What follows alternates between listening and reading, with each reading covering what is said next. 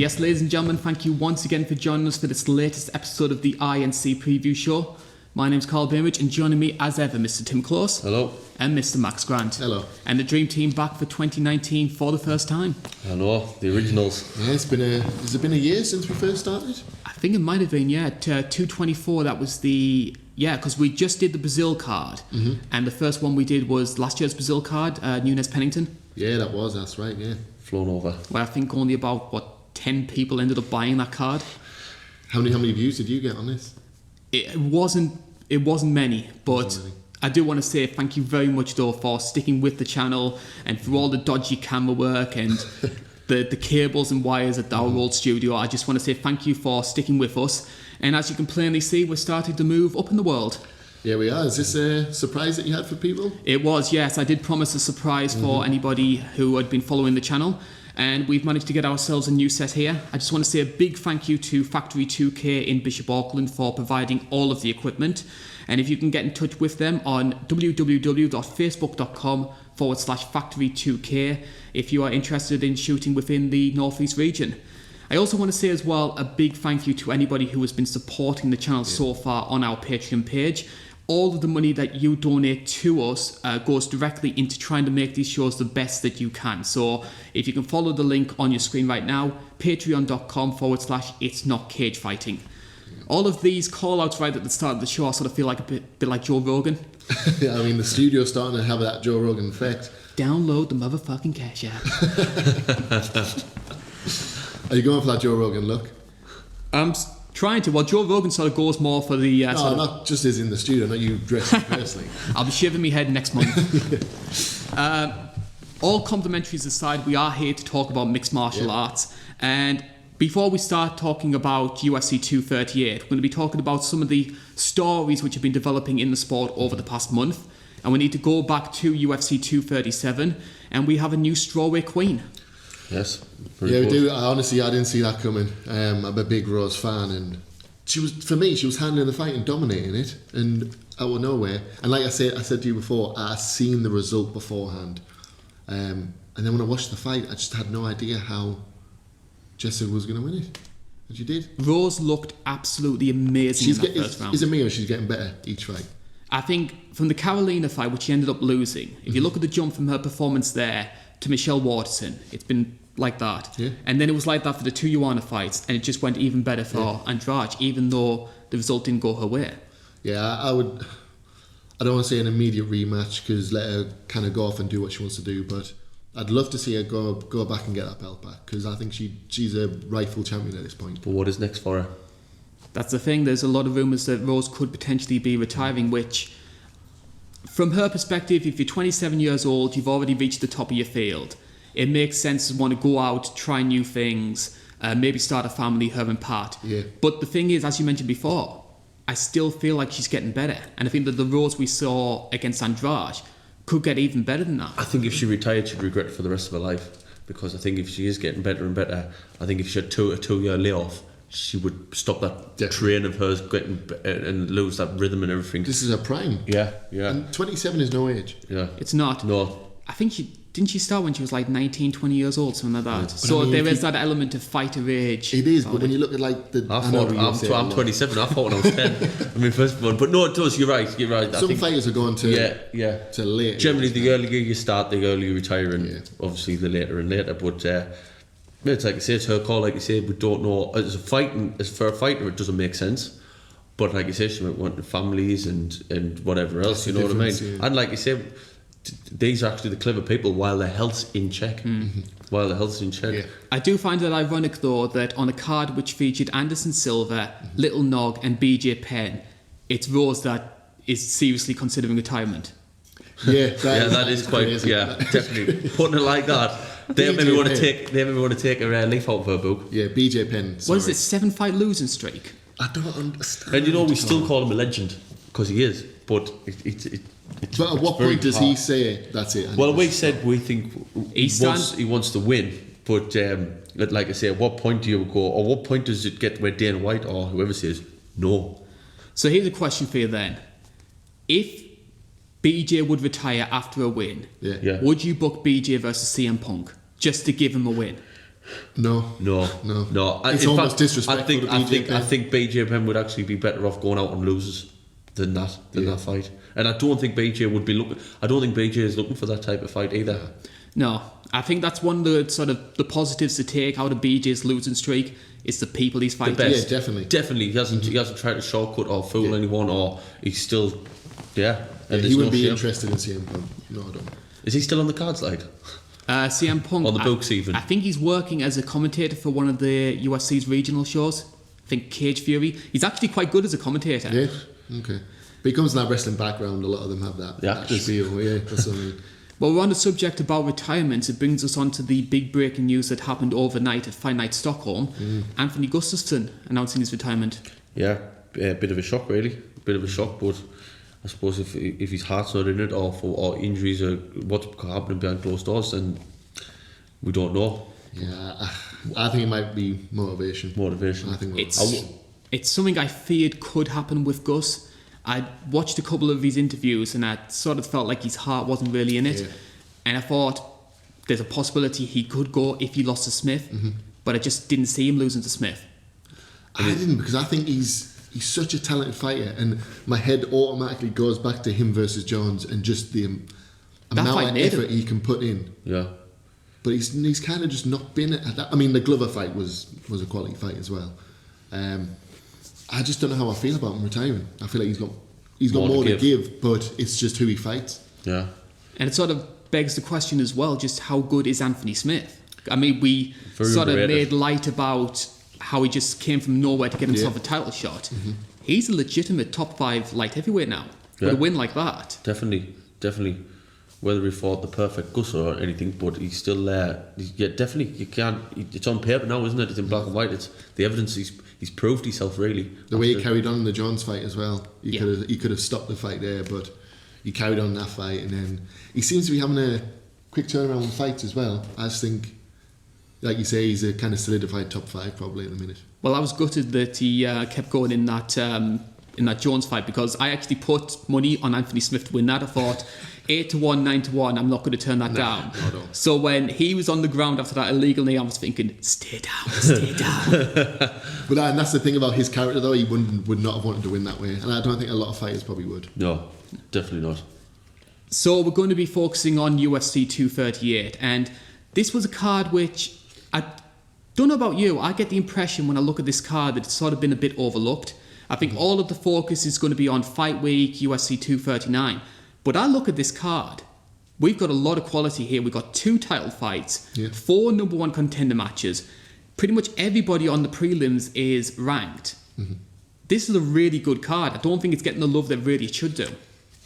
But you were talking about 239, weren't you? Yeah, I thought 239 is a great card, but 238, like you say, is also a very strong card. But they did have to add some firepower to it, didn't they? Because they did. There was a lot of criticisms that maybe there wasn't enough star power.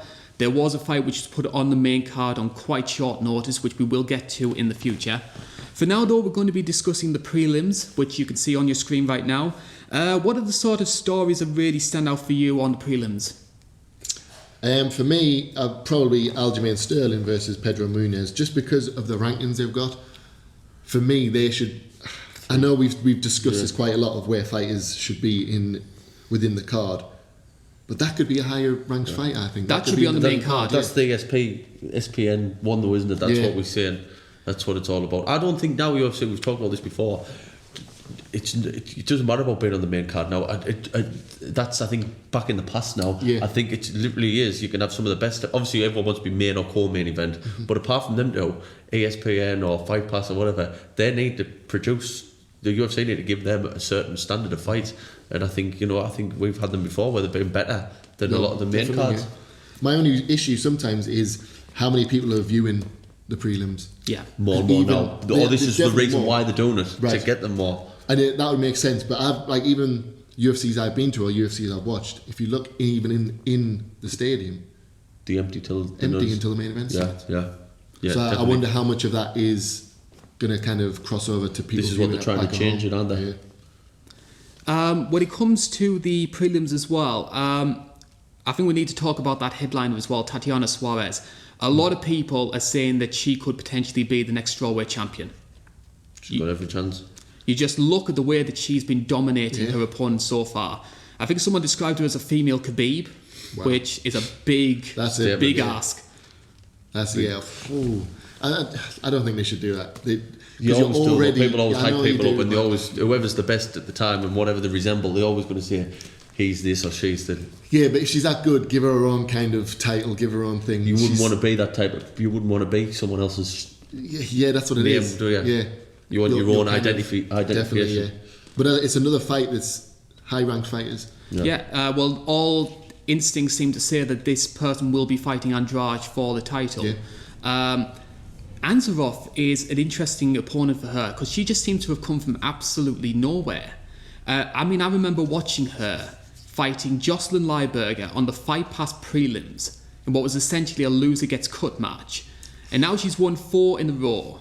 Beat Claudia Gadelha at 231. Yeah. Obviously training with Nunes is going to help in that regard. But this is the girl that lost to Justine Kish 2 years ago. And now she's potentially fighting for a title. Is this why UFC is not the best?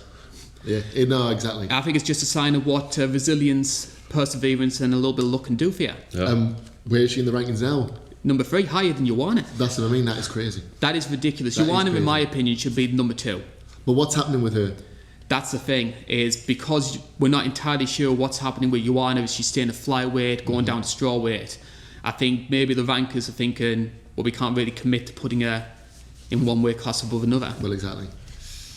It's a tough situation. Again, though, I think if things like that are happening, where people are unsure what they're doing, give the people that know what they're doing, give them that opportunity. Let them fight. Get in there. You can't sit around and wait forever for someone to kind of make their plans. There's a rumour that she could be fighting Weili Zhang on the China card. Right, okay. Because they're quite big on trying to make Weili like the big Chinese superstar. That would be a big fight for the Chinese card. Yeah. Very good. That would be very... Another fight, we're sort of like talking about these number 1 contender matches. Is anyone surprised that they put Chookagian and Calderwood on the Fight Pass prelims? Because this could potentially decide the flyweight champion's next opponent. And yet, instead of trying to build up hype for that fight, they've sort of buried it. And so I'm just trying to think, women's flyweights had a lot of issues when it comes to trying to get people excited about it. And you're not doing yourself any favours when you're burying the next contender so no one can watch them. I don't think they're burying them. I just think I don't know how. Like I said, the UFC now have got that market where they need every fight has to be brilliant. You don't have the main card of 5 top 10 top fighters, and then a load of rubbish at the bottom. Now they're trying to make it so the whole fight card is brilliant. You know what I mean? Everyone on the roster is meant to be at this level. I know what you're saying. They're down that low, and potentially the winner could go on to fight for the title, but. I just wonder who makes those decisions. The whoever they are, they'll be clever business-wise, surely. Yeah, I think there will be a big... What's in the interest of the public. But what makes them put that fight on the prelims instead of another? Whatever, they'll have a major idea of what's going to give the most interest. They might not always get it right. Yeah. And I think that's a big factor as well, because it's safe to say Chookagian isn't the most exciting fighter in the world. Yeah. I actually fancy Jojo's chances for that, because I think Chookagian is a very good striker, but she only seems to have striking going for her. Whereas Jojo's ground game, since she moved to Vegas, started training with Roxanne Modafferi, Sarah Kaufman, etc., she's got so much better on the ground. Yeah, I would agree with you. I think she has as well. And for me, it's hard to kind of go off someone's fighting ability, but just her personality as a whole, for me, is just something that...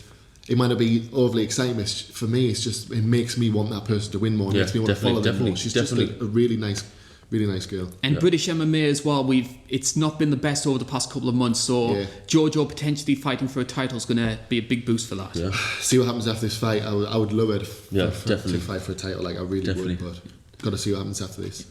So we've touched on the prelims. It means that we can get started with our main card. Now, a lot of these fights, if you notice, a lot of them are taking place on the lower weight classes, so it's bantamweights, featherweights, flyweights. We do have one big heavyweight fight which is taking place, and it's opening up the card. We've got the number 11 seed Tai Tuivasa, who is taking on number 13 Blagoy Ivanov. Bookmakers odds for this one have Tuivasa as a minus 185 favourite. You can get Ivanov at plus 150. Two big hitting brawlers, if I can get my words out there. Two big hitting brawlers, both looking for a kickstart. Yeah, I mean, I'm going to be totally honest, I do apologise, I can't really pronounce the names. We had this discussion before the fight started for whatever reason, but Ivan, I've watched him when he was on was it the World Series of Fighting and everything, and he's I don't know, he's a bit of a strange fighter really. He's slow, but he's not slow. He has a slow start, but then he can kick start, and he's been in with some real tough lads across the world. And agile kind of. Yeah, he's Sean Jordan, Josh Copeland. Yeah, definitely, and wins over them as well. Mm-hmm. So he's not really the new kid on the block as such, but I think he's only had is it the 1 or 2 in UFC? He's had 2 fights so far. He fought Junior Dos Santos. He lost that one by decision. And then he took a really controversial fight over Ben Rothwell, which is a strange fight to watch, because Rothwell just pretty much does all of the pressing forward in that fight. Blagoy sort of waiting the counter-strike. And yet, because Blagoy was seen to be landing the better punches, he was given the win, which I don't personally agree with. It honestly, it depends what judges you have at the time. Yeah, definitely. It honestly does. But I think both of these lost to Dos Santos. Yes, they did, yes. And from the fights, I remember both of them got lit up, like their faces were destroyed by Dos Santos. Yeah. Well, that's just a sign of how good of a striker JDS it is. is. JDS's striking is unbelievable. I think Ty started that fight really well, though. Yeah. I think he started that fight a lot better than people expected, but JDS started to get into his motions, and Ty just couldn't keep up. I mean, I know we're talking about this fight, but just quickly to kind of go off, where is JDS in the rankings? I think he's in the top 5 now. He's fighting Francis. I feel like I want to see him. Yeah, I want to see him kind of fight that higher tier of fighter in a minute, because he was up there for ages for a while. And I know when he was unbeaten and he was winning titles and everything. He was the best. His striking was unbelievable.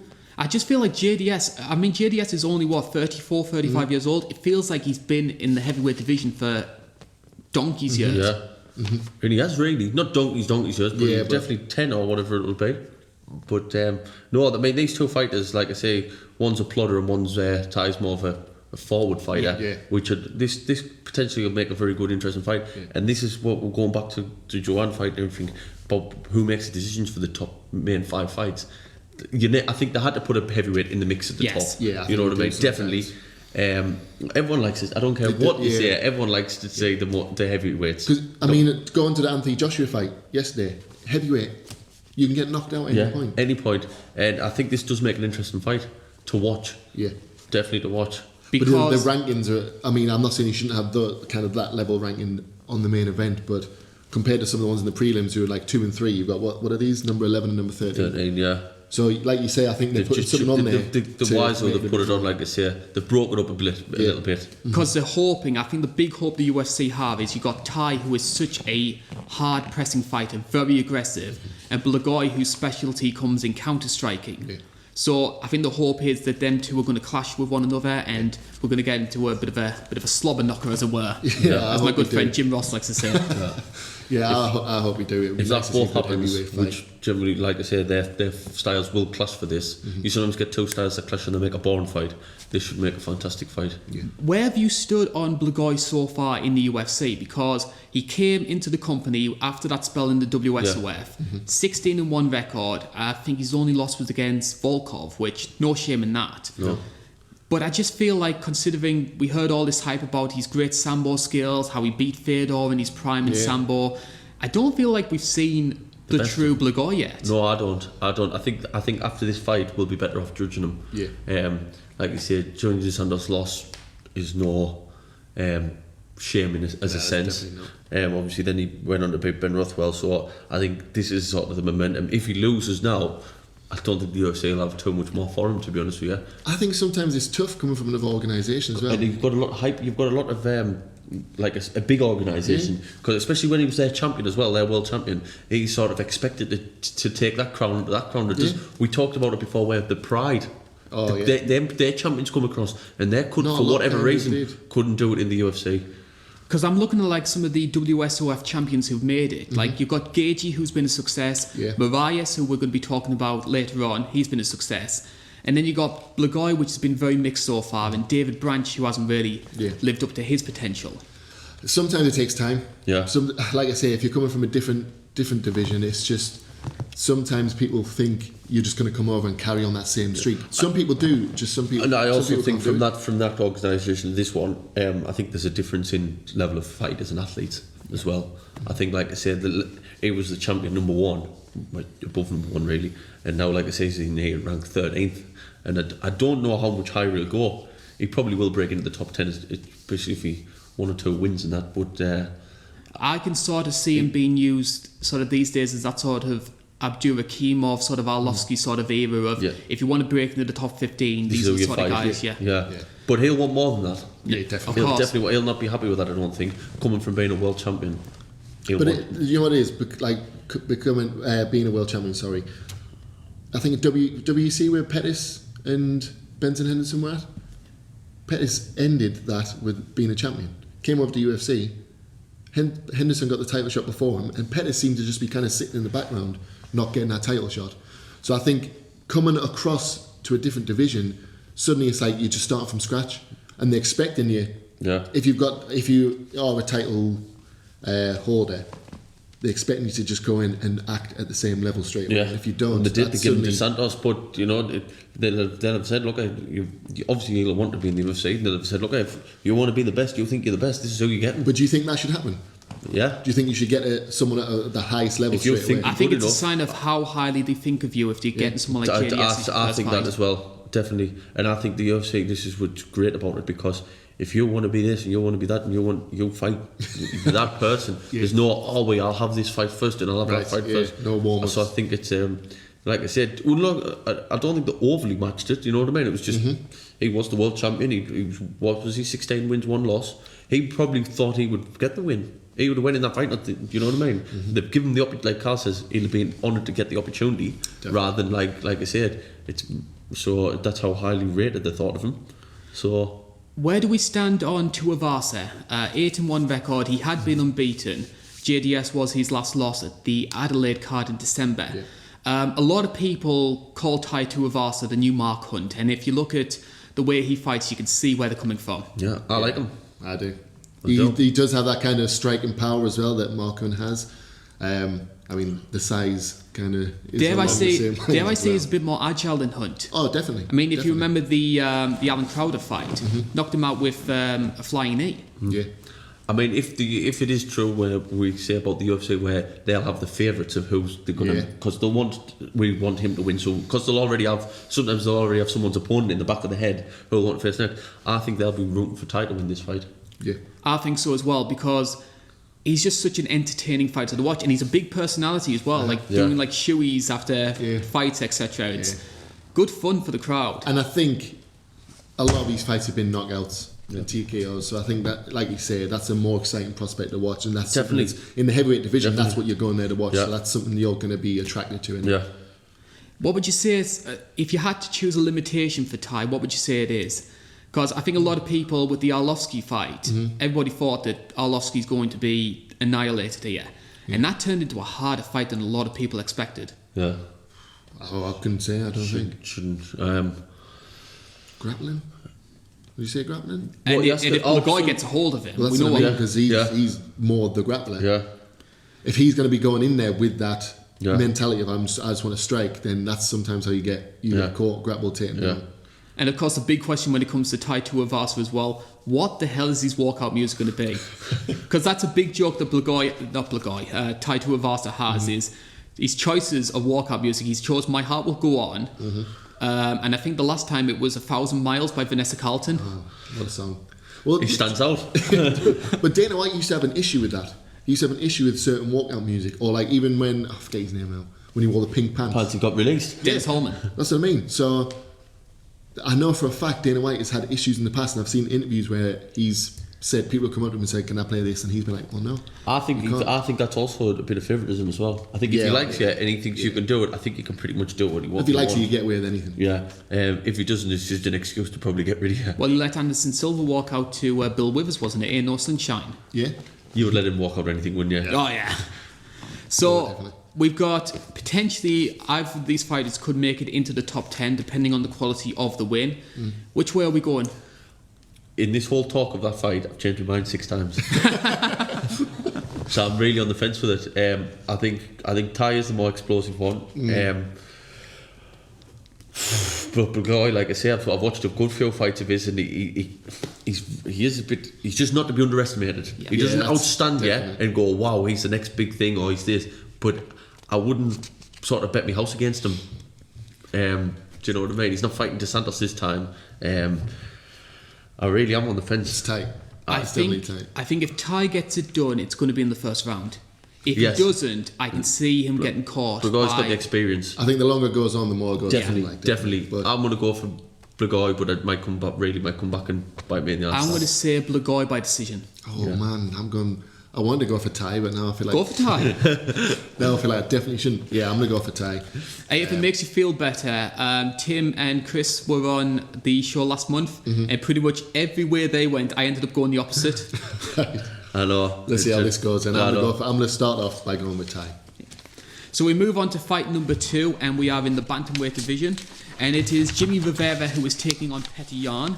And it's something we touched on when we discussed the prelims, which is bearing in mind that we've got a higher rated bantamweight fight between Sterling and Pedro Munoz.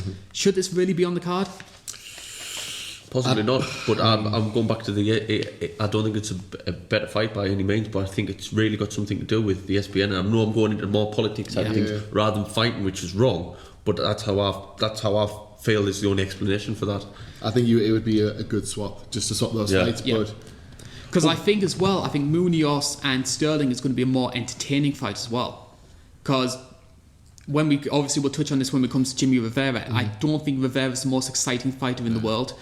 Maybe they want to avoid the second fight curse though. Because I don't know about you, it's something I've always noticed. The second fight on a pay-per-view nearly always fails to deliver. I mean, the last time we had a great second fight was, Derek Lewis versus Volkov? Okay. You've said this before about that.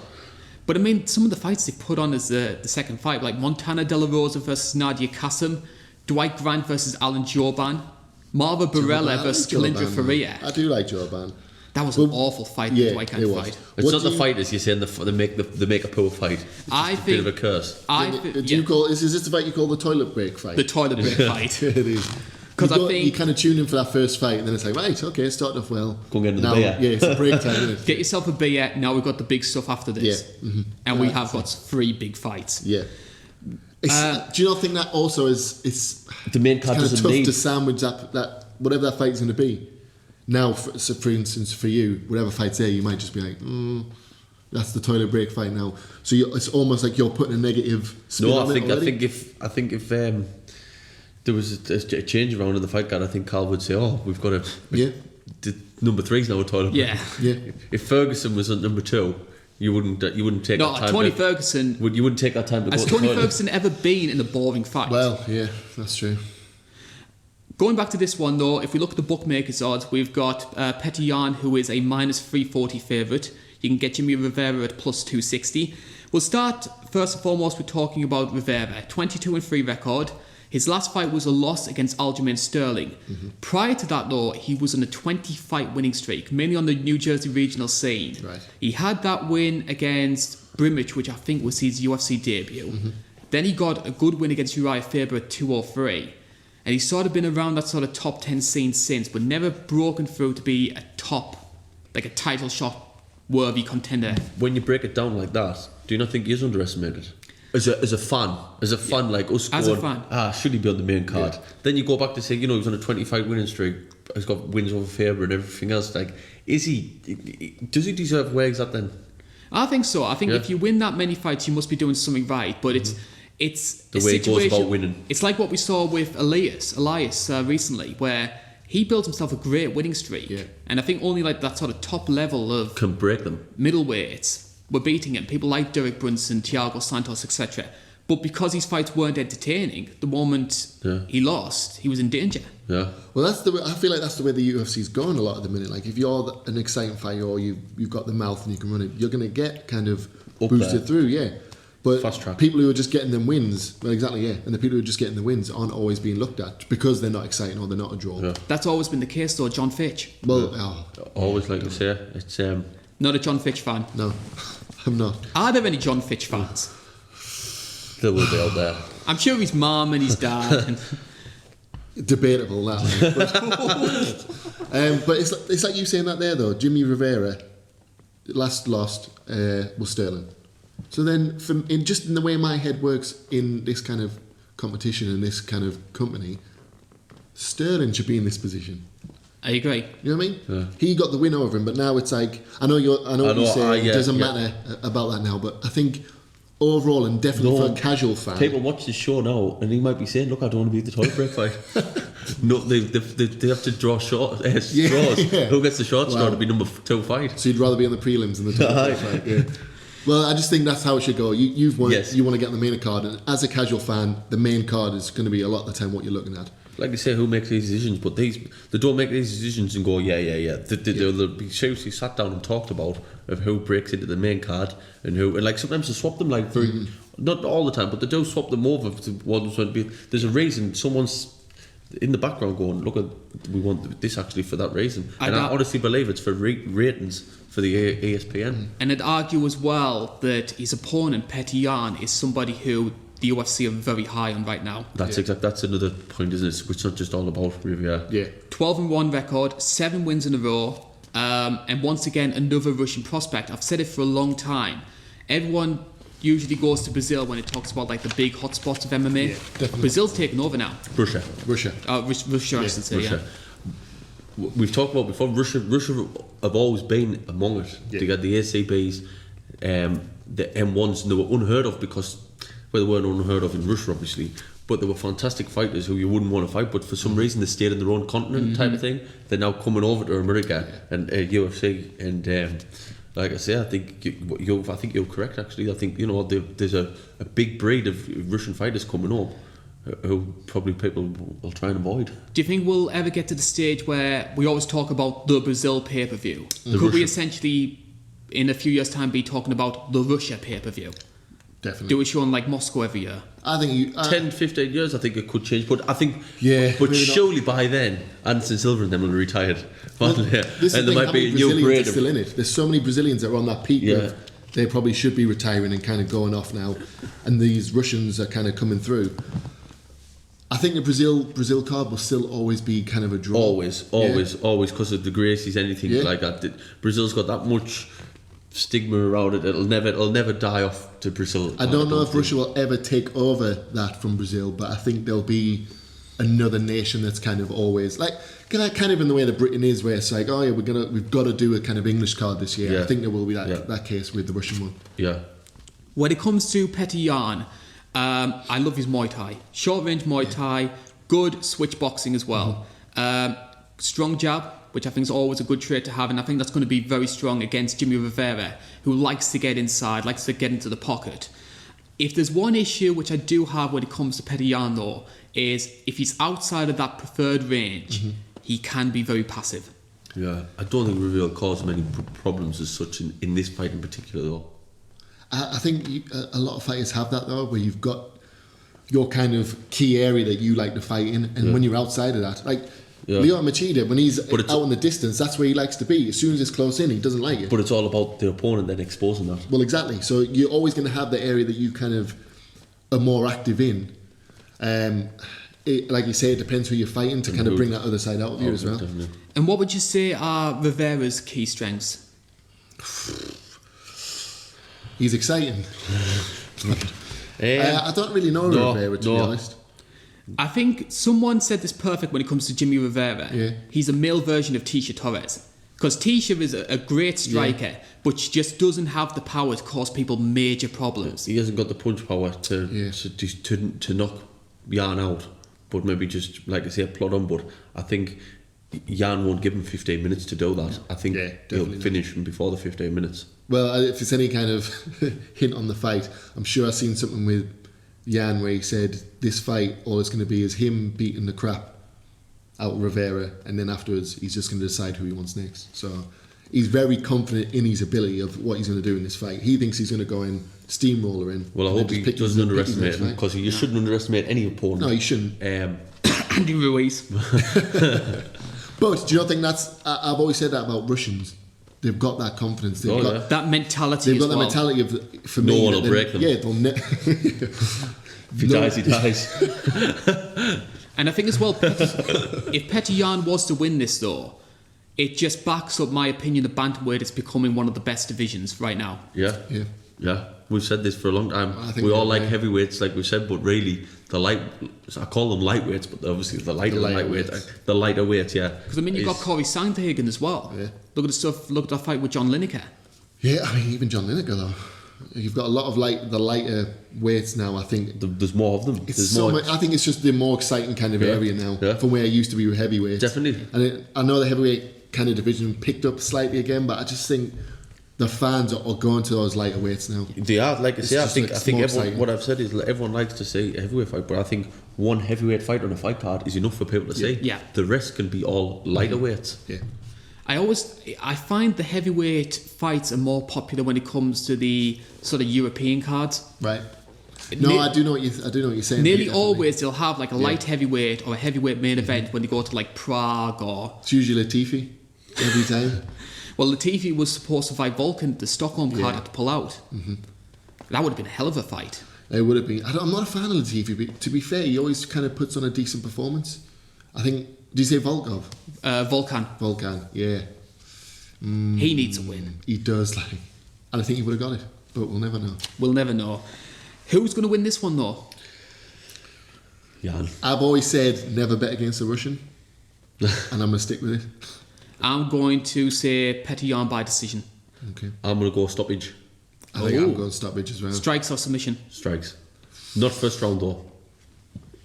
Very interesting. I'm going to say submission. Right. Mix it up. 3 mix-ups. 3 mix-ups, just the way we like it. Now we come on to the third fight on the card. Now, this is the fight which everybody's talking about. Like, no offence to Cejudo, Moraes, Valentina, or Jess. Yeah. People are calling this the people's main event. Yeah. Tony Ferguson, Donald Cowboy Cerrone, number 2 seed versus number 4 seed. Winner potentially fighting the Khabib Dustin winner later on in the future. Bookmakers have this as Ferguson as a -170 favourite. You can get Cowboy at +140. Fantastic fight, but one that very nearly wasn't on the card. Yeah, 4 weeks ago. But why was it not nearly on the card? Was it something to do with Ferguson? No, it wasn't. The fight's just been made up. Was it just been made? It was just made on 4 weeks' notice. I think they were getting a bit worried that 238 didn't have enough star power. So they reached out to, see that. And of course Tony wants to get back in back to winning ways. I don't know if he's mentally right at the minute. That's the one worry I have. Yeah. Like I don't want to kind of say he's not trying to get better or anything like that. But there's something he's off at the minute. He's even like cryptic tweets and videos that he's putting out of this. I think the UFC should genuinely be looking at his health before letting him get back into a fight. I don't know if they have. 4-week fight camp. Obviously, I know they'll be training beforehand and the thing. I mean, they might have known something that we didn't know before the 4 weeks ago. But that could play a big factor in this winning. Who wins this and who's got the better preparation. And it was only last year as well that Tony had that ACL injury as well. Came back after 6 months to fight Pettis. Maybe wasn't at his 100% best. That was a hell of a fight though. You know what it is? It was. And I think that you're always going to get that with Ferguson. My issue with Tony Ferguson is, I don't know, he's had the injuries and now kind of stuff going on, but I'd love to see him so much more active. Yeah, I know, like I say, with the injuries, but he's a fighter you want to see fight those 2-3 times a year easy. And he's probably fought 3 times in the last 3 years or something like that. You want to see that more from a fighter of his calibre. Because one of the things I love about Tony Ferguson is just how unpredictable he is. Yeah. I mean, That's guy... why he's loved. Yeah. He just throws punches from all angles. He's got an amazing guard. I think people don't appreciate just how good his guard game is. And what is it, 10-fight winning streak? Yeah. I think only Khabib has a longer winning streak in the UFC. But then think, if, like I say, going back to it, if he was more active, what that streak could be. Or even, I know it's never going to happen, but also but the Khabib-Ferguson fight could have happened by now. But it could be also, you could look at that 2 ways, because you could be thinking, well, no, I'm 10 fights in a row here. If I'd fought more often and not 100%, I might not have had that type of thing. Do you mean as in he would have lost the record? But yeah, if he obviously hasn't fought because he obviously wasn't right. You know what I mean? That's the one worry I have with Tony Ferguson is, yes, he's built up this 10, 11 fight winning streak, But all it takes is one loss, just one loose punch manages to catch him, and Ferguson can get caught. Yeah. And all that good work comes to naught. But do you think that's how you should be looking at it? No. That I've got a 10 streak record. I don't want to kind of lose. Like we seen with Mighty Mouse.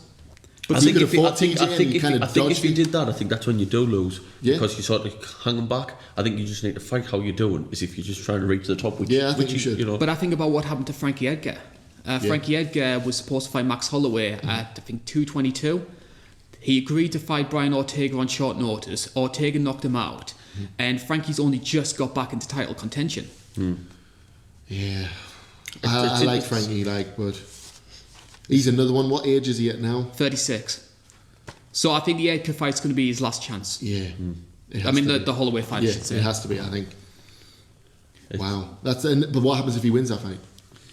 I'm jumping. I love Frankie Edgar. I absolutely love Frankie Edgar. Mostly because of the Grey Maynard days, but... That's still one of my favourite fights. I alternate between that and Mark Hunt versus Bigfoot as my favourite ever fight. That was a good fight as well. Yeah, Frankie Edgar, he's got so much heart, man. You can't keep him down, But I think now he's not the same fighter as he was. No, he's not. We stress this about a lot of fighters, and they're not ready to retire, and it's fair enough. And I think they'll probably openly admit that they're not the same fighters, but that doesn't necessarily mean they have to retire. I think Frankie's smart enough to know when it's time for him to go, though. Yeah. I think he's still got some fight in him, but he'll know when he's not going to do the BJ Penn thing. No. He'll know it's going to be like, right, I've got 2 more fights left of me, and that'll be it. I want to know who BJ's manager is. Yeah. Father Time. Jesus, he needs gone. I'm sorry. Moving on to Cowboy Cerrone, though, 35-11 record. This guy pretty much fights every month, it almost seems like.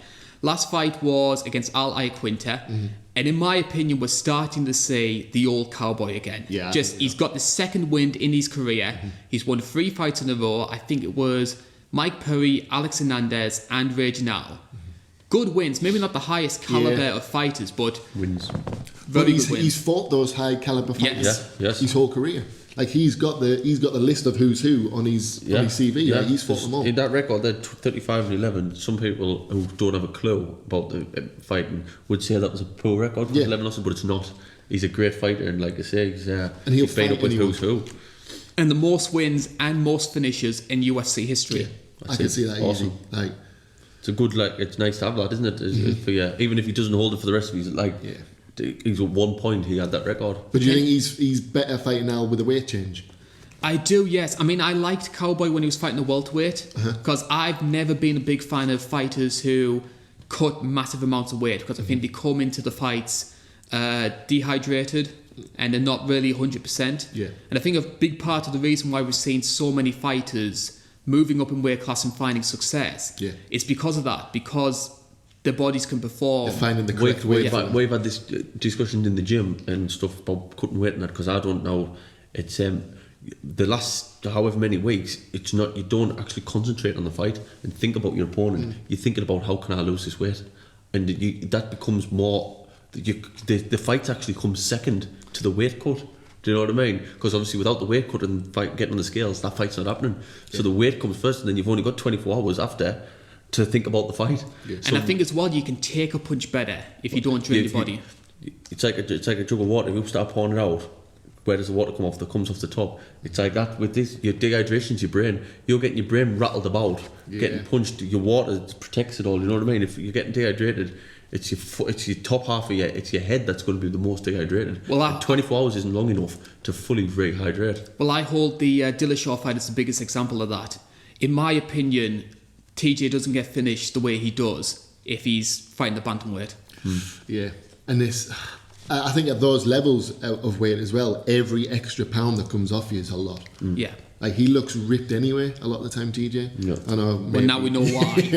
Now we know why. EPO. Oh man, you know what it is? I didn't want it to happen to TJ, man. I like him too much, and now I feel like it's what's his face? Who's the person he doesn't like? I forget his name now. Garbrandt. He's just giving it this now, like, oh, this is why I lost. Well, yes, probably. But what if it wasn't? The guy I most feel sorry for is Renan Barão. Yeah. Like, think about those 2 fights that Barão had with TJ and how fatal that's been for his career. Yeah. When you think about it like that. Think of how the streak he had and everything. Like, TJ came and just took that from him. But here's the thing with stuff like that. Do we know how long that's been in the system? How long he's been taking? And then you're opening a massive can of worms if you say, well, we're going to test to see what happened in the Barao fight. Or... Yeah, exactly. Yeah. And can I just say, touch on that very quickly. Did you see Thingy win 27 million? Aye. Case. Romero. Brilliant. Romero. How's he got 27 million? 27 million. So if we see him with like a bright gold fight kit for the Paulo Costa fight, we'll know where that comes from. I'm very surprised he's still fighting. I was about to say, after this fight. Is that That's it. It's got to be. Who else has got that much money from fighting in the UFC? No one. Take me McGregor. I mean, even I wouldn't know bar McGregor who has got the next Jones or GSP, but they're still Ronda, yeah, they're still not up in that 27. Not off one pay packet. Definitely not. Definitely not off one pay packet. No one has, I don't think. You know what I mean? Getting back to Tony versus Cowboy, if there's one issue when it comes to Cowboy, which I think is, and we've seen this when he fought Masvidal and especially the Darren Till fight. If you are a good southpaw who can throw good straights, he struggles big time with that. And I think that's something that potentially Ferguson could exploit. Yeah. I mean, Ferguson, I don't believe, is a southpaw, but... You can switch stances, huh? Like, if you know that's... Especially if you're fighting him and you've got in the back of your head that he doesn't like southpaws, you could get at a certain point in the fight, switch the stance, and then he's not only that, but a lot of the times fighters can see when other fighters have changed the stance. If he sees that, suddenly Cowboy might be a bit on edge, and as soon as you start switching your stance, you don't know which leg's coming, which hand's coming. That's why he's so good for he's unpredictable, isn't it? And when it comes to Ferguson, my big concern with Tony, not only with the mental issues that are going on, but also as well, I've seen plenty of fights where Tony gets caught. Yeah. And caught by worse strikers than what Cowboy is. Cowboy's I mean, awful. Lando Venata nearly finished him. Yeah. Oh, man. This is they could have 10 fights and they could have all different outcomes. And that's what makes it so compelling. This is a genuine question, because I don't know if I'm just kind of taking it too far with this, but do you think he's mentally fit to fight? Only he'll know that. I don't, and I think it's dangerous of the UFC to put him in that position. Yeah. I don't know if they do mental checks. They do all checks, yeah. Then they must think he's fit and ready to fight. Well, I think they only do them type of checks about 3-4 days before the fight. Right. So, might not go ahead yet. Don't say that. MMA gods, please keep this fight on the card, because I think it's going to be... You keep going on about the UFC shouldn't do that, but no one wants to pull the fight. No. Well, I don't, because it'll make the last 10 minutes of this podcast worthless. Yeah, I'd like to see Ferguson turn up as Tony Ferguson does and put in a good performance. I think he's getting a good Cowboy Cerrone, so I think, like you say, it's the people's fight. I think it is as well. Yeah, it is definitely. This is definitely the fight. I'm most excited about this fight. Which way are we going? Oh, jeez. I think Cowboys. It's hard to write off, but I don't think on this fight really your heart and head has to sway towards Ferguson. But once again, you can't. I'm not going to sit down and you wouldn't put your house on either one of them really. But I'd have to sway towards Ferguson, I think. I'm going to say Tony Ferguson. I think Ferguson has more weapons to use. Oh, definitely. But this could possibly be the worst Tony Ferguson. Yeah. And I think Cowboys... One of the best Cowboys. Yeah. Because Cowboys just got so much confidence. And I'll do the same then. I'm going to disagree with you both and go with Cowboy, I think. Big call. Only because of the fact... It's a big call, but not a stupid call. It's not. He's been a bit more active. Ferguson, I just don't know how he's going to come into it. And I know for a fact if your head's not in it, you can fight completely different. And I think we've seen it with fighters before, so I think I'll stick with Cerrone. So we move on to our co-main event, and it's the first time that the flyweight title will be defended. There was a planned defence at UFC 238. Nico Montano had to pull out of that one. You can read about that one in the video, which is up in the corner of your screen there. And Valentina Shevchenko will be taking on the number one contender, Jessica Rai. Now, forget about Cejudo Moraes. Forget about Cowboy versus Ferguson. This is the fight everybody wants to talk about. And why is that, Karl? That was just going for comedy. I know you were. You don't like Jessica Rai, though? I like Jessica Rai in an ironic way. Right, okay. Because I actually was quite supportive of Jess because I saw that losing streak she had when she was fighting the bantamweight, and she told everybody who would listen, look, you saw how good I was at flyweight. Yeah. Once that division comes, I'm going to prove everyone wrong. And to an extent, she has. I mean, this would really prove it. Yeah. I mean, she beat Kalindra Faria. That was a close fight, but I think Jess just did enough to win that. Yeah. I think she was comfortable against Jessica Rose Clark. Chookagian, not the best fight in the world. Very, very close. You can see why Jess was given the decision. Because that forward pressure was what won her the fight. Her confidence will be high at the minute. Very. On the night, I don't know if the confidence will get her through, but she'll definitely be confident going into the fight. And I think she's one of the only people asking for the fight. Yeah. I think that's how you, a lot of the time, how you get fights now as well. Yeah. If you're asking for that fight and you want it. And she does deserve it to some extent, really. She does. Because everyone was saying Chookagian was a definite to fight Joanna or Valentina after 231. Yeah. So when Jessica Rai beats Chookagian, you have to go by default and say she deserves it more. Yeah. Yeah, and that's sometimes where, you know, those fights where you'd say, oh, this is a title contender fight. Sometimes I always think there's someone who's maybe more worthy in that fight. Yeah. It's kind of like, but it's you getting can't not give the other person, because the other person's beating that person. Exactly right. The one defence I'll say about Jessica Rai is everybody likes to take the mick out of that bantamweight record, and it is bad. But look at the people she was fighting. Miesha Tate, Juliana Pena, Sarah McMahon, Alexis Davis. Those are 4 of the best bantamweights at the time, and also very, very good grapplers. And when you're an undersized fighter, fighting that level of wrestler... That didn't put her off though, did it? No, and I think that's a trait that I've liked about Jess, is her resilience. Yeah, I think a lot of the time if you're an undersized fighter, especially with wrestlers, if you're getting grappled, you're going to get manhandled a lot of the time. I was in the exact same experience with my last fight. Too big for us, and he took the wind out of my sails, really, you know what I mean? And it's correct. And the heavier opponent knows that, you know. Yeah. Don't get me wrong, you can't rely on weight or anything like that. It's all about the talent now. But it does have its advantages. Yeah. And if you use it correctly, it's just another like stringy bone, if you like. It's not, but it is. In terms of the traits that Jess has, I think her striking has always been one of the big strengths that she has. She's also started wrestling a lot more. I think maybe because she's fighting a flyweight and she's not worried about the size disadvantage, she's starting to embrace that side. Yeah, she's going to try and come in as the stronger one. And it's ironic that normally you find wrestlers fall in love with their striking. She almost seems to have gone the opposite way. She loves wrestling. Yeah. I think I can relate to that in a big way, because I think when you learn something new, and I've come from a striking background of wrestling, and you start to get good at it, and you're doing things that you've never done before, and it's working. Exactly. All of a sudden you think, wow, and it's somewhat different. And to be honest, it's a bit of a show off, because if everyone knows you as a striker, and then all of a sudden you're taking someone down with a, and they're going to go, wow, he or she is a true mixed martial artist. And it keeps them on their toes. It keeps fighters on their toes if they don't know where you're coming from. Definitely. But again, like you're saying, because of the weight change, she can now actually implement that side of it. Definitely. So maybe it's just her having an all-round game now and wanting to kind of improve herself. And I've just spotted as well, we talked about fighters moving up in weight class and finding success. Both of these girls used to be bantamweights. And I know a lot of that was default because UFC didn't have the flyweight division back then.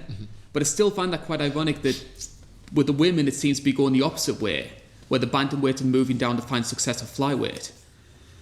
When it comes to Jess, if there's a big weakness that she does have, she's a slow starter. And I have seen strikers far worse than Valentina give her problems. Miesha Tate dropped her, and Miesha's never been an amazing striker. I think being a slow starter against Shevchenko could be dangerous. Very. I think you don't want to. You need. All I know is stay on your toes. Keep because Shevchenko's got so much in her arsenal. Like she could pick you off in any way she wants. So I think you need to stay on your toes definitely in the start. No, if Jess hadn't been doing so much wrestling and doing that, this would have been even worse fight for her. Yeah. Do you know what I mean? I think this is the time now where she needs that now more than ever. And it's a good opportunity for us to talk about Valentina. 16-3 record. Last win was that dominant performance against Joanna Jędrzejczyk at 231. Her fourth win actually over Joanna when you count the Muay Thai fights as well. And arguably, this is one of the best strikers in women's MMA. Maybe not the most powerful, but certainly technically the best. Yeah. Yeah, I'd agree. And you know what is technically the best striker, but like I said before, I think she's got so much more than that. Yeah. Like that striking, that's how it's going to start. You're going to start on your feet, and that's the striking. But it's almost like if you get outstriked, what do I do now? Do I take it down? Do I try and... Because no one's outstriking her, why would she go and play another game? Exactly. And then if that opponent tries to take it down, it's almost like, do I want to take it down? Because I'm going to get dominated on the ground as well. So one of the most notable things I found about the Joanna fight, though, was just how much Shev was using her wrestling. Mm-hmm. And I mean, she just kept taking Joanna down at will. Honestly, I don't know what else to say about that, because she's got that ability to do that. Yeah. And I know we're saying Jessica Rai now has that wrestling ability, but it's very new to her. Yeah. It's not someone who's been kind of wrestling for a while or got a deeper background. It also to depends if she's in the wrestling position where she's controlling it, or will it be a panic wrestle because she's getting outstruck? Yeah, there's another thing. Worse than because a panic wrestle at the beginning, she'll make mistakes. She'll get sloppy. If she actually controls the fight, pushes it to her, and it's a different fight. But who knows? Like there's nothing worse than someone panic wrestling and going for like a single leg takedown, just like grappling for it. But they might have no choice if your head's. If you're about to go down anyhow of a shot, then you think, but you can tell that person is in a bad position when they do that, because they're just grappling for anything, fighting for their life. Yeah. And I think as well with Shevchenko, she also has that submission game. Mm-hmm. Yeah. I mean, I remember the Juliana Pena fight. Pena was just smashing her on the ground, and then Shevchenko just throws up her legs, catch her in the armbar to submit Juliana Pena, who was an amazing wrestler and also a much bigger fighter than what Valentina was. Yeah.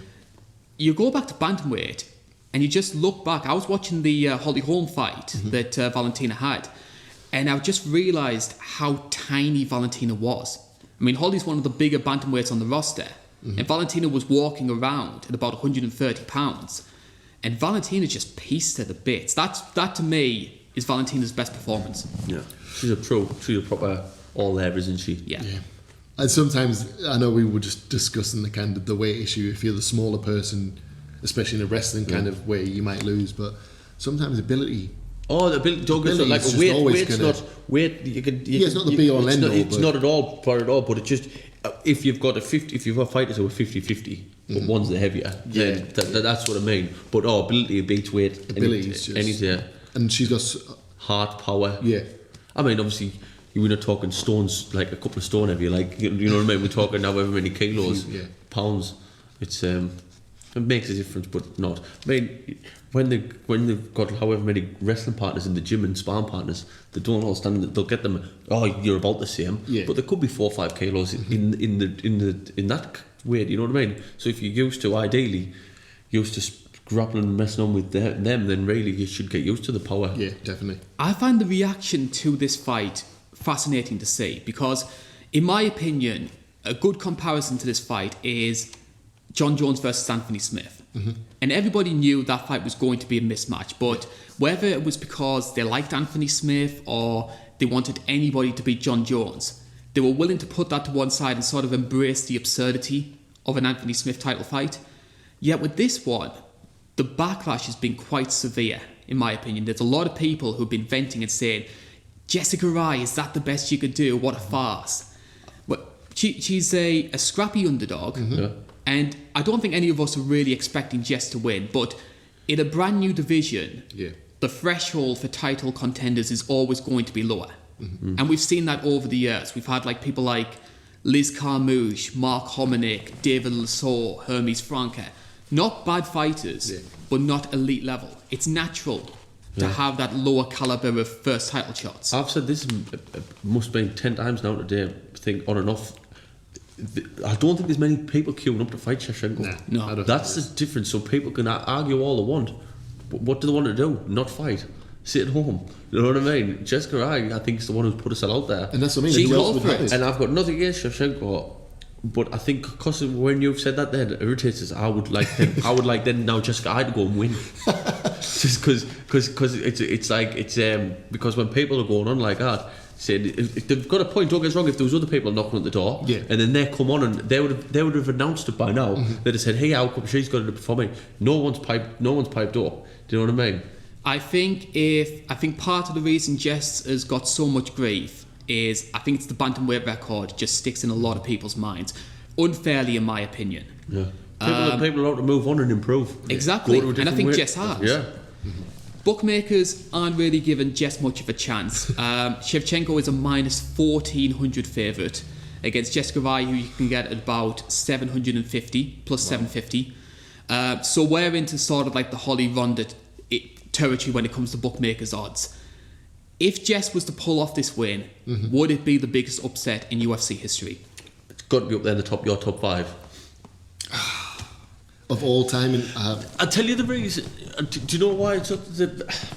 And I'm not being sexist, but I think I don't think the fight had as much publicity. Yeah. Right now, because of not having as much publicity, I don't think it will be the biggest upset. If it had more publicity, which it is getting more publicity, women's fighting and the strawweight and everything else, I think then it could potentially be on paper. Yes, one of the biggest. When you're looking at the odds and stuff like that, and like I said, but. No, definitely. I mean, when you look at it that way, on paper, stats and like you say, the odds and how great she is. Yeah, it's got to be. But I don't think people would go. I don't think you'd get a phone call the next morning and go, "You never guess what happened in last night's UFC," or that type of stuff, and it would make the big pages. You know what I mean? I think it's a pretty to become main event for the title. I think it's been a little bit low key. If I think because people have already predicted the winner, so it's like, right, who's Shevchenko fighting next? Which is wrong. Well, yeah, but then I also think you've got such higher profile fights where there's been shocks that they will always kind of, you say, because of who these are. I'm going to be honest with you, Shevchenko's got all the pressure. Yes. Every ounce of pressure is on her. I would actually hate to be in her shoes, and I mean that because I wouldn't really like that fight where I'm so. Well, you're going to win that. You're going to walk over that. I wouldn't want to be in that type of fight. I would rather be like. Either Jessica Rai or where it's like the Ferguson could go either way type of thing. And it's not only pressure to win; it's pressure to dominate. A scrappy split decision win would not do her any favours. No, not at all. Or even not finishing the fight, even going the distance, because that's always been a big criticism of Valentina is she's not a finisher. Yeah. And I think those calls could start again if she doesn't get the result. Like I say, with the odds, and we know the ability she's got, if she's taking it to decisions, she's just got to be dominating every round. Like, you can't be. If it's a tight affair, then suddenly it's like, oh well, maybe. But even John Jones got grief when he didn't finish Smith. Yeah. But do you know it's wrong because if that was the case, people would criticise Shevchenko instead of praising Jessica. Jessica. Do you know what I mean? They wouldn't say, "Bye, Jessica's better than we thought." They would go, "Shevchenko's not as good." That is the world, isn't it? Really. If there's one trait that Jessica I does have, though, if you are one of those people who are wanting to bet on her, I have never seen another fighter have as much self-belief as what she does. This isn't somebody trash talking. This is somebody who genuinely thinks she's going to win. Yeah. And I think you've got to have that attitude. And that's what I mean. From what you just said there, you wouldn't want to be in Shevchenko's shoes. No. Now imagine the ability you've got and all that. And now you've got someone like Jessica Rai who's just that confident, and she's the only one who's kind of calling her out. Yeah. That's the person you're fighting. Yeah. It's not like they've just said, look, we're going to put you against this person. Do you want to fight? Oh, yeah, go on then. Jessica Rai wants to fight her, and he's going in with that confidence. Yeah. And she's not like you can't classic. I think you'd be an unfair person to say she's unworthy. Like, do you know what I mean? She's up there. She's in there. She's who else you know would what you I put mean? in there? I would have gone with Carmouche. Yeah. And I would have gone with Carmouche. She's had some good wins at Flyweight. But does she want the fight? Is she calling for the fight? Well, as far as I know, I think Carmouche has been booked against Roxy. Right. The eye roll there. Yeah. I don't understand how she's a fighter like that. Well, actually, if you remember that fight against Nico Montano, Roxy got that armbar right at the last minute. Yeah. Very nearly got it locked in. We could have very easily seen Roxanne Modafferi versus Valentina Shevchenko. Yeah. Now, would that be the biggest shock in UFC history? Well... What, just the fight? Just the fight? Well, Roxy beat Valentina's sister. Yeah, the sister, not her. Oh, I would never... Oh. Sorry, Karl, you go back on. I don't want to go off on a tangent there. Tangents are appreciated on this show. But that's what I was saying before. I would have gone with Carmouche. Better winning record at Flyweight. I mean, she's had wins at Flyweight. Yeah. She still has a bit of a name because she fought Ronda, first women's fight. And also as well, she faced Valentina early in her career, and that was Valentina's first loss. I think she got a cut over an eye, and they had to call it. So you can sell it on that regard. That would have made sense, and I would imagine that Shevchenko would want the win for that. Yeah. Back. Yeah, maybe you've got a different animal going in now. Then I think Shevchenko knows what she's got to do. Yeah, I think. So predictions for this one, lads.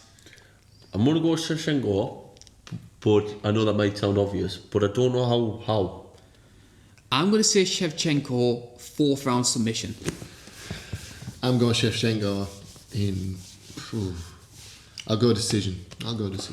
Because I think Jessica's really will have upped the game. I think she's confident for a reason, and I think this is probably the most dangerous she might turn out.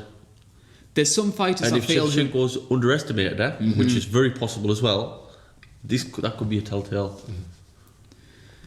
So we move on to our main event, and it is for the Bantamweight title. Henry Cejudo, the champion of Flyweight, is taking on the #1 contender Marlon Moraes.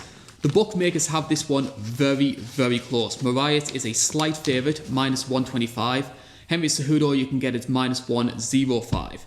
Now the belt was vacated after TJ Dillashaw tested positive for EPO. Yeah. Now there was a bit of a logjam starting to develop at Bantamweight. I think a lot of that stemmed from what happened when TJ fought Cejudo and Cejudo dominating that fight. Yeah.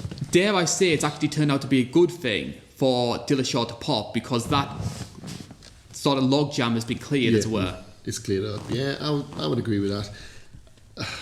I am still upset about Dillashaw. Because TJ is a fantastic fighter to watch. Yeah. And do you know what it is? Seeing, I know we discussed it before how ripped he was. Seeing that kind of physique, I always wondered in my head, like, and people joked about it. But in the head, I thought, no, he's just. Yeah, he's just a good fighter. He's just. Some people have those genetics. Yeah, where just, and the training they do as well it'll be beyond belief. They'll push themselves to the limit that you're not even meant to go, probably. And everything with the whole Garbrandt and him thing going back and forth, it always kind of played out that Dillashaw was just a nice, kind of innocent. He was kind of getting picked on by the alpha male bullies and that, and then he's gone to that, and I just think, I don't know what to think of him anymore. And it's someone I didn't want it to happen to. No. And TJ, I was concerned simply because TJ was shredded anyway when he fought at Bantamweight, and I thought there's no way he's going to be able to cut down to Flyweight. I don't see how he would have. No. It was. And EPO as well. Yeah. I mean, that's the stuff that Armstrong was using. Wow. What's his ban? 2 years. 2 years. And you do have to do your full, don't you? Full 2 years, so it dates back to the Cejudo fight, so he'll be back January 2021. Can he not? He can announce it in between though, before, couldn't he? So he could the date gets lifted, for example, he could be fighting the next day type of thing. The story I've heard is that he had the option to keep it under wraps, but then people would be saying, hang on a minute, why have you been stripped of the title? Yeah. Why aren't you fighting anymore? So he just thought, I'm going to be honest and say I got popped. Can you not snitch on someone and get time off? What, like John Jones? Yeah. I don't think you could do it under really, because then, like you say, you give up, and then what happens there? You keep fighting like normal, then you kind of. I don't think that could ever be kept under wraps. Nah. Pete, there'll be too many questions about it. Big time. And then once it come out, where does that leave the UFC for the rules of discipline? Everyone should be made the same. And I think the big issue as well when it comes to TJ as well is he's 32 now. He's going to be 34 when he comes back. It all depends on what he's done in the next 2 years. Mm-hmm. Then he might just think I'm not bothered. He might not. That's what it'll come down to. That's what it'll come down to. And I'll tell you what, 2 years is a long time for things to start shifting. But definitely. But to come back in 2 years, it could create a different animal, because he's got more to go at, like a fresh start, like something new to go at. You know what I mean? He might think, after another 2 years after that of my career, like I say, he'd be watching now how it's going.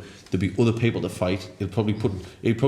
His first fight back will be someone we might have heard of, but it might be someone we're not thinking of, who might not even be in the top 10 at this present point. They'll probably wheel out Punk just for TJ to destroy. What if they just build up another Garbrandt? You just want Punk to get a good idea. No, you do. That's what it sounds like. They might just reel Garbrandt back out and say this is the kind of rematch now that he's clean. And I think they'll move on. Yeah, I think they'll move on. Do you think Garbrandt would want that rematch? Garbrandt will want that rematch. He'll call for that so much. But then you wonder how many times Cody Garbrandt can keep taking those big shots. Yeah. Anyway, let's get back to the main event. Now, as well as the big story around TJ Dillashaw, we also have potentially Cejudo becoming a two-weight champion. And if he was to become a two-weight champion, you've got to ask yourself the question, what's going to happen to flyweight? I mean, we're down to 12 flyweights on the roster now. I think the UFC are looking to try and wind up that division. Is that... Do all of those 12 fighters have another division that they would I think some of them do. I think people like Davison Figueiredo, Joe Benavidez, Cobra Bantam. Yeah, Tim Elliott as well. They're having fights at bantamweight anyway, so they're sort of testing the waters, as it were. Right. It's a shame to really relinquish it at a weight category, really. But if it's not there, and I love the flyweights as well. I mean, I think the issue the flyweights had. Yes, they're smaller as well, so you're going to get all those hopped weight jokes, all that sort of thing. But I think the big issue that the flyweights had was most of the flyweights have wrestling backgrounds. It's grappling based, and as enjoyable as that is for a hardcore fan, if you're a casual fan who just wants to see the big knockouts, it's not going to appeal to you. No. The casual fans, we've got back to it, is more heavyweights, so maybe they're like really too light. But like you say, the actually an interesting and fast going technical fight. I mean, I've seen some great flyweight fights. We did a top 10 video about it. I mean, you look at fights like Smolka Houlihan, Smolka Tim Elliott, Cejudo's win over Demetrius Johnson. It would be bad if it would be a shame if they were to take away the division. Yeah. I mean, even if there's only so little of them, maybe they could take away the title, for example, but still have a division of fighting. So every now and again. But really, you don't. You need rankings and you need a champion. Yeah. You need either do it all in or nothing, don't you? Sort of in the same way they do sort of like random women's featherweight fights for Cyborg. Yeah. Well, and here's the thing I was just thinking of there. When I asked about if those other fighters have kind of weights they could go to. They're not going to go to one, can't they, really? Well, yeah. So what happens to the fighters who couldn't make that weight? Cut. They just cut. I mean, Dustin Ortiz, one of the most exciting fighters on the roster. I can't. Well, they might get rid of it. I didn't know. Like you say, if there's only the 12 on, they either need to do that or they need to hire a scout to go out there. Yeah. And then, I mean, this isn't actually being stupid there. Go out and get another 10, 12 world. The Surely world's that's... massive. There'll be one Russian out there looking to be signed. There'll be one Englishman out there looking to be signed. There'll be one Brazilian out there, if not more. And bring a whole new dynamics to it. I know for a fact there isn't a lack of fighters in that weight across the world. They could easily get them. There isn't. I don't know if it's just a case of kind of wanting to... It's almost like they want to cut it and just get rid of it. They also, they have got a certain standard and they don't just want to bring mediocre fighters in. Do you know what I mean? Because the potential best in England, for example, I don't know who it is, I'm just making this up, I have no criticism, might not actually be UFC level. So for all, they might be the number one British champion or the number one in whatever country, they might not be exactly standard of UFC. So maybe that's the thing, there is a lot of those fighters out there, but the calibre of those fighters aren't good enough. Aren't up here. Let's talk about somebody though that certainly is good enough. Henry Cejudo, our Olympic gold medalist, 11-2 record. His last fight was that dominant win over TJ Dillashaw. Of course, when we talk about an Olympic gold medalist, we need to talk about his wrestling game. Yeah. This is one of the best wrestlers in mixed martial arts right now. Yeah. And wrestling have always, well, not always, sorry, but the last, I don't know, maybe last 10, 15 years had the most influence in MMA wrestlers. Yeah. It was always jiu-jitsu back there, but now it's definitely wrestling who've got the biggest influence. But like I say, everyone's doing everything now, aren't they? Yeah. And one thing that I've noticed with Cejudo as well, the focus has obviously been on his wrestling, and I think that's what won in the fight against DJ. But the quality of his striking has improved so much since then. Brilliant. I think from the Wilson Hayes fight, when he started using that sort of Machida style karate stance, he lit Wilson Hayes apart. Yeah. And the thing is, you can see him improving all the time, each fight as well. Like, I know I feel like we've discussed this quite a lot with a lot of fighters at the minute. That we've seen the kind of progression that they've had in their last few fights. Yeah. So I don't know what it is. I don't know if fighters just want to improve I think people are getting brighter and smarter. Yeah. And what's happening is when you just say, for example, got a great wrestler, they would go, well, I'm just going to keep going. Like, say, he had the same thing, sort of thing. Do you know what I mean? it's like what he's doing is he's going, right, what's my weaknesses? Yes. So but that's everyone now. Yeah. They're not. So what they're doing is, like I say, they're going, right, I'm the best wrestler, so what I'll do is I'll just out wrestle them. They're going, no, I'll tell you what, I'm going to now work on my hands and get my hands. My wrestling's always going to be my backbone, but I'm going to also show me my hands. And then when they start knocking lumps out of someone stood up, they're going to go, hang on a minute, I don't need my wrestling at this moment in point. And like I say, they're just getting, the people are brighter now. Like I say, they're clever, they're improving on what the weaknesses. And I think as well, if you start getting lit up by this elite level wrestler, you're not going to take the fight to the ground because they're going to dominate. You're going to stand there and get big. You're going to stand there and be thinking, what's going on? Because I think that's what happened when Edgar fought Ortega. Like Frankie started getting lit up, but he didn't want to take it to the ground because Ortega would have submitted him straight away. That there's awesome to be in that position. Yeah. To be thinking, I'm getting the better of you stood up, and you then clinch with me because you're just going to get took apart. And for me, I think that is the pinnacle of a great mixed martial artist. It is. Where you're worried of which department you can take it to and destroy them in. Yeah, I don't really want to stand with them. Yeah. I'm getting hurt. I daren't really wrestle with them. And the only way I can get them on the floor to do it is by taking them down wrestling wise. And so, yeah. The one worry I would have, though, and I think Cejudo is a good testimony to this potentially, is that yes, it is good to see wrestlers develop their striking game, but could they potentially fall in love with their hands a bit too much? And instead of becoming rounded mixed martial artists, they enjoy that feeling of a knockout. And I'll tell you what then happened, and it is true, the wrestling will suffer. Yeah. The wrestling would suffer to the point where, because they've got that in their head that I was the best in the world or whatever else, someone will clinch with them and think, oh, he's not actually he's not getting the better of us as much as I thought he would. You know what I mean? Yeah. Like I say, because you can't. When he was at the top level of wrestling, that's all he was doing. Now he's balanced it out, which he's definitely made himself a better MMA fighter, but definitely the best decision in the world. He can't. That'll have gone up, but they'll have sort of met in the middle type of thing. You know what I mean? You're better off being an all-round fighter by far. There's definitely no question. But his wrestling won't be at the standard it once was, but probably still better than most people. Yes. And I think you see it a lot though, where you get those people who are wrestlers and they've improved their striking game, and they'll go in there and they'll start with the striking game, and you are impressed for a while, but then as soon as they get rocked even once, you go back to your roots. Yes, and straight back the takedown. You don't even think that, that your body just automatically does that because that's what you've done for that many years and that many things. When you're in danger, your body goes to what it's back used to, what it's best at. So I think in that regard, I have seen fighters do it before where they start, like you say, they start getting an improvement with the hands, and suddenly it's like they want that knockout. But I think if he starts getting, that's only when he's getting the better. Yeah. When, like you say, if he's coming in danger in this fight, he's going back to his wrestling roots. And I don't think we should worry too much about. I think he knows what he's kind of. He's a capability. Yeah, he'll do that. I'm curious to see how Cejudo's going to handle the jump back up to bantamweight. He has fought there before. I think he fought Dustin Kimura in his UFC debut. He fought that at bantamweight, so it's not a new division to him. But as we saw with Max Holloway, Max made that jump up to lightweight, and he just didn't have. You could see between him and Dustin Poirier just how much bigger Dustin looked. For me, that's we got on about weight earlier, and I said, like, obviously it's not everything, but to me that's probably the biggest factor of this fight, of how he handles going up. Yeah, and I think I've always said it. Sometimes in the lighter weights, each pound's making that kind of difference to what they're having to handle. From a middleweight to a light heavyweight, probably isn't as much. Yeah. Maybe from a fly to a bantam, because. And a lot of them are walking around at those kind of heavy weights. Well, the kilos is like sort of maybe a 20th of you rather than like a 50th of you. You know what I mean? We'll move on to Marlon Moraes. Now, I feel he's sort of maybe been a little bit overlooked. I feel by a lot of people. 22-5 record.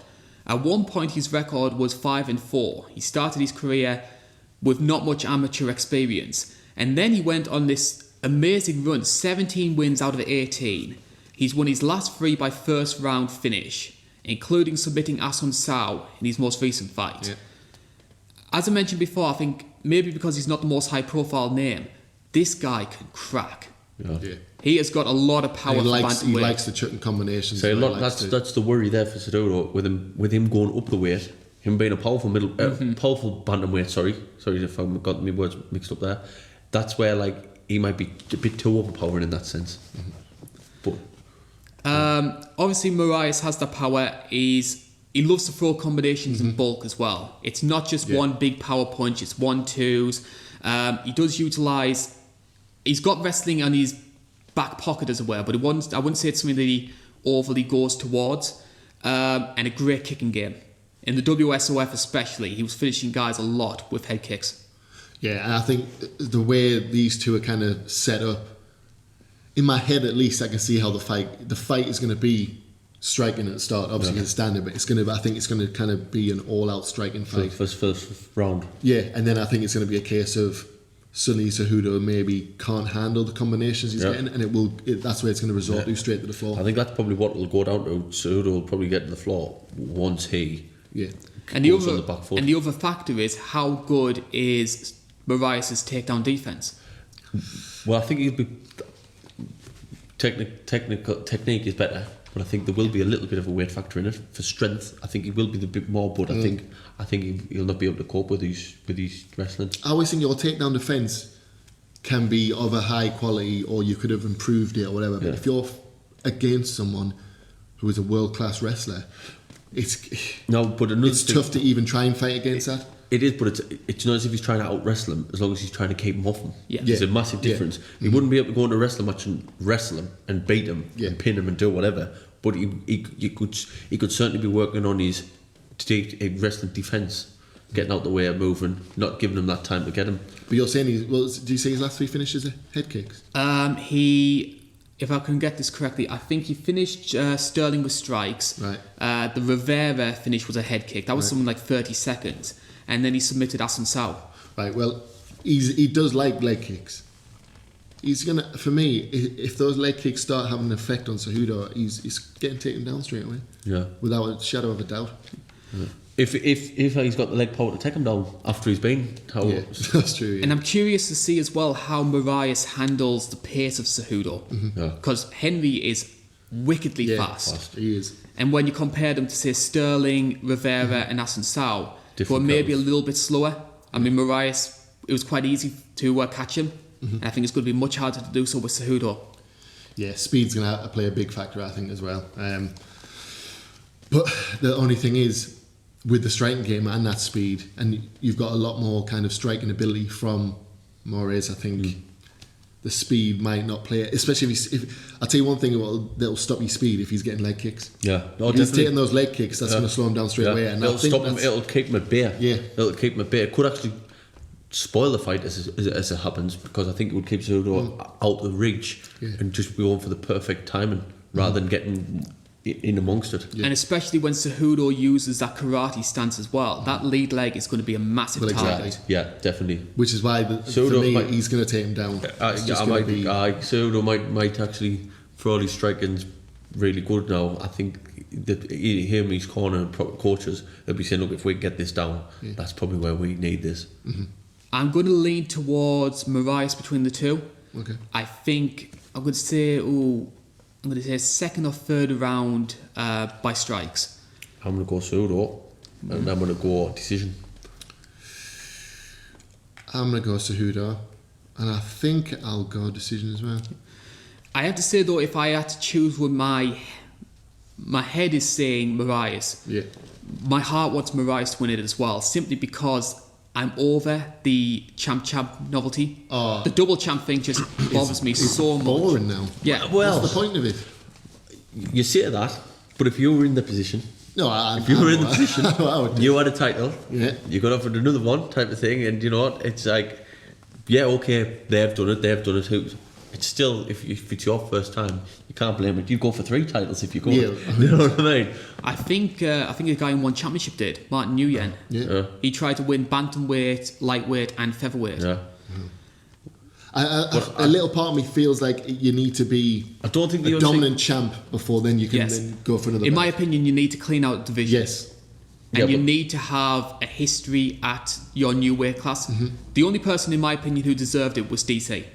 DC was the only one. Yeah, DC at both weights. Yeah. He had his like I say, if you're active maybe and you're defending them both, then definitely. But it's class. The class of super fights, aren't there? If they sort of done it, and I think it's whatever. At the end of the day, we all love this as a sport, but at the end of the day, it's someone's business, Yeah. And that's what it all comes down to, whatever's going to attract everyone. And you know, if they never did these type of fights, everyone would be going, I wish they did them.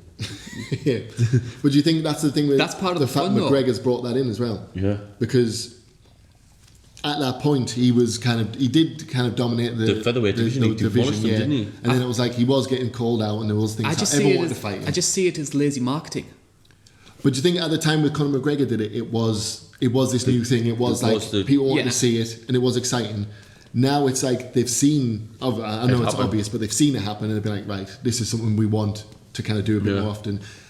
Maybe not the Conor McGregor, but like you say, the DC is the only one I would say. But then if you give them it, I know. You know what I mean? Where do you draw the line and go, well, no, you can't have it? Yeah, and I think the issue with that is letting McGregor do that.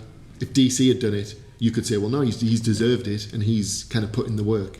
It's like if Jones went to heavyweight and fought there for a while, and then got the heavyweight belt and was defending both, I would respect that. Yeah. And we'll be talking in a lot more detail about John Jones when we come to UFC 239. That'll be taking place next month. Yeah. I think I might let you lead that one. There's a lot of issues I have with 239. Yeah, Jones being my biggest issue with that, to be fair. I like him, but I don't know if you see on Twitter, every time he posts something, it bores us. And I just put zzz, because everything he's saying is just a dig at someone. Like Gustafsson retiring. I'm sure there was a little digger comment about that, like just how he's the best and no one can rival him. And well, I know Gustafsson, you beat Gustafsson, but for me, Gustafsson won that fight. I don't know why he's getting so cocky, especially from where he's kind of been. If anything, he should be the most humblest man on the planet now.